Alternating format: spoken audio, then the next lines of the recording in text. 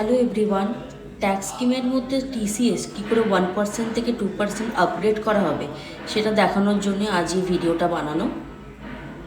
প্রথমে রাইট সাইডে মাস্টার অপশানে ক্লিক করার পরে ট্যাক্স স্কিম অপশানটা দেখতে পাবো। সেখানে ক্লিক করে export tax scheme option select করার পর এডিট অপশানে যেতে হবে। এডিট করার পরে আমরা দেখতে পাবো যে ট্যাক্স স্কিম যেটা ছিল সেগুলো আছে, যেখানে টিসিএস 1% হিসেবে শো করছে। টিসিএসের ট্যাক্স স্কিম চেঞ্জ করার জন্য টিসিএসে ক্লিক করে এখানে যে পার্সেন্টেজে 1 লেখা আছে ওটা ডিলিট করে ওখানে 2 দিয়ে অ্যাপ্লাই অপশানে ক্লিক করতে হবে।